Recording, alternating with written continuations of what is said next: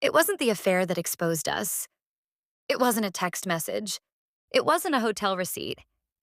It wasn't even another man standing in my living room. It was one bedtime story. My 6-year-old son climbed onto the couch, looked at Daniel, and smiled. The dragon one. Daniel laughed. I know. Then he started reading, without asking which book, without opening the bookshelf, without even looking. My husband quietly lowered his coffee mug, then asked, "How did you know that was his favorite?" I stopped breathing, because I couldn't remember ever telling Daniel. He simply already knew. People think affairs end because of lies. Mine ended because another man remembered the little things. My name is Melissa. My husband's name was Ben. The man I betrayed him with was Daniel. Daniel and I met at the community center. He coached youth basketball. I volunteered with after-school tutoring twice a week. At first, we barely spoke. Then we started cleaning up together after the kids went home. Eventually, we stayed long after everyone else had left, talking, laughing, sharing pieces of ourselves we should have kept at home. Ben worked for the railroad. His schedule was unpredictable. Sometimes mornings, sometimes nights, sometimes entire weekends. I told myself I was lonely, that I deserved someone who understood me. The lies became easier every month. Daniel never wanted to meet my children. That had been one of our rules. Then one afternoon, my babysitter canceled. Daniel was already on his way over. I'll leave. You've already driven 30 minutes. It's fine. It'll only be for a little while. My son, Liam, was 5. He was obsessed with dragons. Every single night, he insisted on the same bedtime book, The Sleepy Dragon. Not because it was exciting, because Ben always made different voices for every dragon. After that afternoon, Daniel came over occasionally while Liam watched cartoons. Sometimes we'd color together. Sometimes we'd build Lego castles. Sometimes Daniel would stay while I cooked dinner before Ben got home. He never tried to replace Ben. At least, that's what I believed. One evening, Liam carried the dragon book into the kitchen.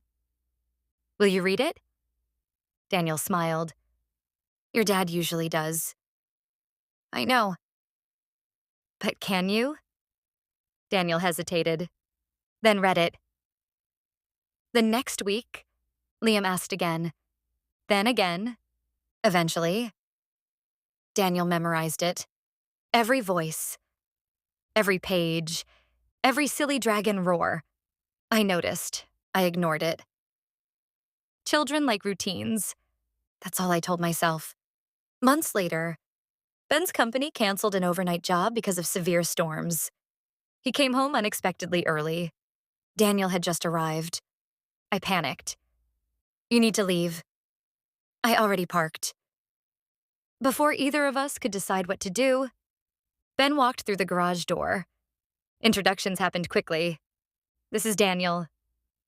We volunteer together. Ben smiled, shook his hand. Nice to finally meet you. Daniel nodded. You too. To my surprise, Ben invited him to stay for dinner.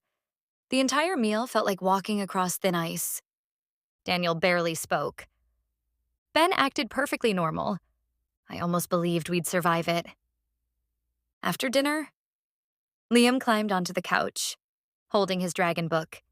He looked at Daniel. The dragon one. Daniel smiled automatically. I know. Without thinking, he reached to the bottom shelf beside the television, pulled out The Sleepy Dragon, the exact place we always kept it. He opened directly to the first page. Didn't ask. Didn't look. Didn't hesitate. Then he began. The dragon who hated bedtime. Using every voice. Exactly the way Liam loved it. Liam laughed so hard he nearly fell off the couch. Ben didn't laugh. He simply watched. Very quietly. He asked, how did you know that was his favorite? Daniel froze. The room became completely silent. I. He looked at me, then back at Ben. We've read it before. Ben nodded slowly. I figured. Daniel quietly closed the book. I should go. Ben held the front door open for him. Drive safe. Daniel whispered. I'm sorry. Ben nodded. I know. The door closed. Liam looked confused. Is Daniel coming back tomorrow? Neither of us answered. After Liam went to bed, Ben stood in the living room, looking at the little dragon book still sitting on the couch. When did it start? I couldn't lie anymore. About a year. He nodded. I thought so. When did you find out? He picked up the dragon book, ran his thumb across the worn cover. 8 months ago. 8 months. 8 months of birthdays. Soccer games. Movie nights. School concerts. 8 months of him already knowing. Every memory suddenly felt different. The quiet. The patience. The kindness. He wasn't trying to catch me. He'd already accepted the truth. I knew someone was here. He said softly. I found little repairs. The new shelf. The fixed cabinet. I just kept hoping. Liam wouldn't know him. The tears finally came. I'm sorry. I know. Ben placed the dragon book back on the shelf, exactly where it belonged, then disappeared into his office. He returned carrying a large manila envelope. Divorce papers, already signed, already dated, already waiting. He laid them beside the dragon book, then quietly asked, Do you know what hurt the most? I shook my head. It wasn't the affair. A long silence filled the room. It was hearing another man know which story my son wanted. Before my son even finished asking. I broke. Because he was right. Daniel hadn't done it to impress anyone. He hadn't planned it. He simply remembered. Because somewhere along the way, reading bedtime stories had become part of his routine too. Ben looked toward Liam's bedroom. Children ask the people they trust. Another long silence. And the people they trust. Remember. He picked up the envelope. I could have forgiven someone for falling in love with my wife. His voice barely rose above a whisper. I don't know how to forgive another man memorizing my son's bedtime. He walked upstairs, leaving me alone with the little dragon book.